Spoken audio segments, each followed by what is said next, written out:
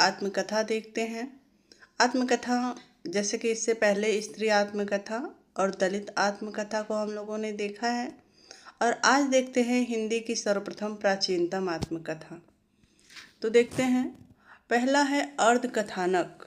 अर्धकथानक का समय क्या है?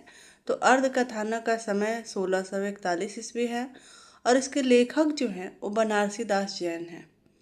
इसका भाषा ब्रजभाषा पद्य है। इसमें पद जो हैं वो 675 है। इसके संपादनकर्ता नाथूराम प्रेमी है। तो एक बार देखते हैं अर्धकथानक। अर्धकथानक का समय जो है वो 1641 ईस्वी है। इसके लेखक बनारसी दास जैन हैं। भाषा ब्रजभाषा पद्य है, और पद जो हैं 675 है, और संपादनकर्ता नाथूराम प्रेमी है। आगे देखते हैं हिंदी की प्रथम प्रसिद्ध आत्मकथा। हिंदी की प्रथम प्रसिद्ध आत्मकथा कौन है? तो मेरी आत्मकहानी। क्या है? मेरी आत्मकहानी। इसका समय 1941 है।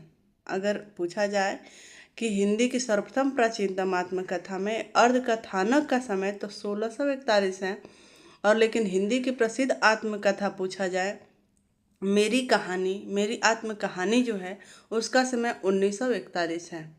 इसके लेखक बाबू श्याम सुंदर दास हैं। नोट देखिए, इनको आधुनिक हिंदी साहित्य का प्रथम आत्मकथा लेखक माना जाता है। इनको आधुनिक हिंदी साहित्य का प्रथम आत्मकथा लेखक माना जाता है। गद्य विधा में आत्मकथा लिखने की परंपरा का सूत्रपात किसने किया है? तो गद्य विधा में आत्मकथा लिखने का सूत्रपात जो किए हैं वो भारतेंदु हरिश्चंद्र ने किए हैं। कुछ आप बीती कुछ जग बीती। कुछ आप बीती कुछ जग बीती 1876 का है।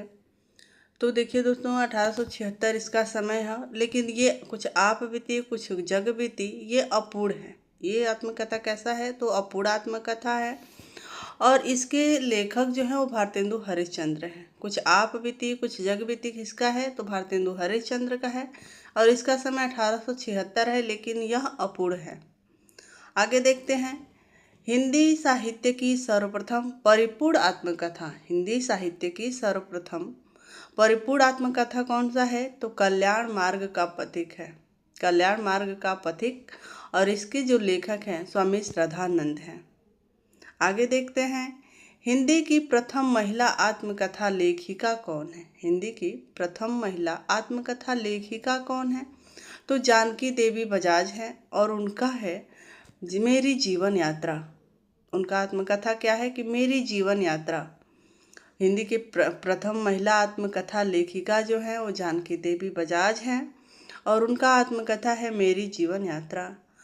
हिंदी में आत्मकथा और संस्मरण लिखने की प्रवृत्ति को बढ़ाने का मुख्य योगदान मुंशी प्रेमचंद का हंस पत्रिका में आत्मकथा विशेषांक 1932 ईस्वी में था। तो हिंदी में आत्मकथा और संस्मरण लिखने की प्रवृत्ति को बढ़ाने का मुख्य योगदान किसका था? तो मुंशी प्रेमचंद का था। आगे देखते हैं मुंशी प्रेमचंद हंस पत्रिका आत्मकथा विशेषांक में 1932 वाला। तो इसका पुनः संपादन हुआ, और पुनः संपादन किस में हुआ? तो देहरी भाई विदेश। देहरी भाई विदेश 2005 में, और इसके संपादक बने हैं राजेंद्र यादव, अर्चना वर्मा और बलवंत कोहरी। देहरी भाई विदेश में 20 लेखिकाओं के आत्मकथा को संकलित किया गया है। देहरी भाई विदेश में 20 आत्मकथा संकलित किया गया है। आगे देखते हैं दोस्तों, हंस आत्मकथा विशेषांक, इसके संपादनकर्ता राजेंद्र यादव हैं। हंस आत्मकथा विशेषांक का समय 2008 है, और इसके संपादनकर्ता राजेंद्र यादव हैं।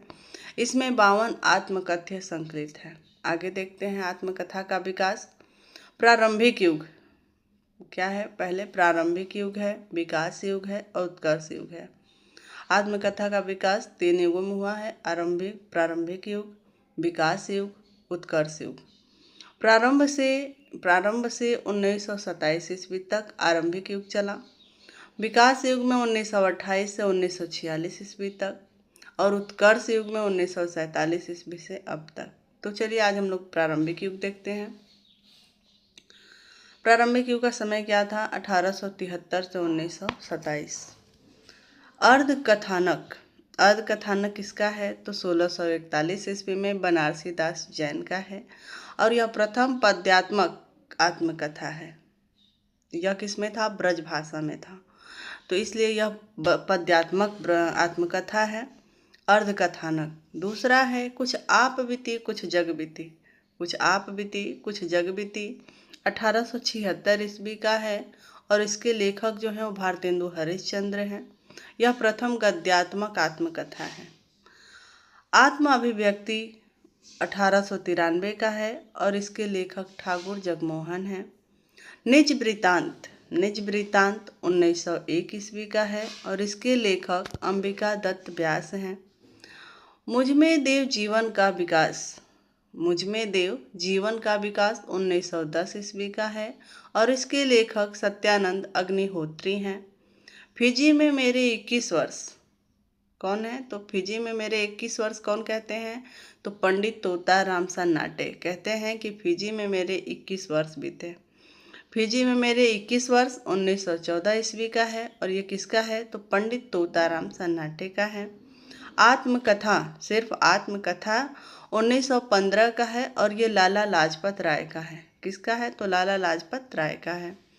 जीवन चरित्र 1917 ईस्वी का है और स्वामी दयानंद सरस्वती का है। किसका है? तो स्वामी दयानंद सरस्वती का है। मनमौजी मजमून कौन है? तो अमरनाथ झा मनमौजी हैं। ये ट्रिक है कि कौन है एकदम मनमौजी? तो अमरनाथ झा। तो मनमौजी मजमून 1919 का है और यह अमरनाथ झा के द्वारा लिखित है। आप बीती कुछ आप बीती कुछ जग बीती, तो वो तो भारतेंदु हरिश्चंद्र जी थे और वो अपूर्ण था। लेकिन सिर्फ आप बीती अगर आ जाए तो आप बीती का समय अगर पूछा जाए तो 1921 ईस्वी है और इसके लेखक जो हैं वो भाई परमानंद हैं। काले पानी की कारावास की कहानी जो है वो 1921 ईस्वी का है। ये भी भाई परमानंद की है। तो इनका दोनों जो है वो दोनों का समय 1921 ईस्वी है। आप बीती भी है और काले पानी की कारावास की कहानी भी है। दोनों का समय क्या है? 1921 ईस्वी है। ये भाई परमानंद की है। जेल में 4 मास किसका है? तो जेल में 4 मास 1922 ईस्वी का है और पंडित लक्ष्मी नारायण गर्द का है। किसका है? तो पंडित लक्ष्मी नारायण गर्द का है। जेल में 4 मास किसके बीते? तो पंडित लक्ष्मी नारायण गर्द के बीते। बस याद करने के लिए ऐसे आप लोग ट्रिक लगा लीजिएगा कि जेल में किसके 4 मास बीते? तो पंडित लक्ष्मी नारायण गर्द के जेल में 4 मास बीते। आत्मकथा या सत्य के प्रयोग 1923 ईस्वी का है और ये किसका है? तो महात्मा गांधी। यह आत्मकथा पहले अंग्रेजी में लिखी गई थी। 1927 में हिंदी में अनुवाद करके फिर हिंदी में हुई 1927 में। और इसके अनुवादक कौन है? तो इसके अनुवादक जो हैं वो हरिभाऊ उपाध्याय हैं। तो मित्रों, आज का सेशन यहीं बंद करते हैं। अगर हमारी वीडियो आप लोगों को पसंद आए तो लाइक, शेयर एंड सब्सक्राइब जरूर करिएगा और कमेंट में बताइएगा कि आप लोगों को वीडियो कैसी लगी।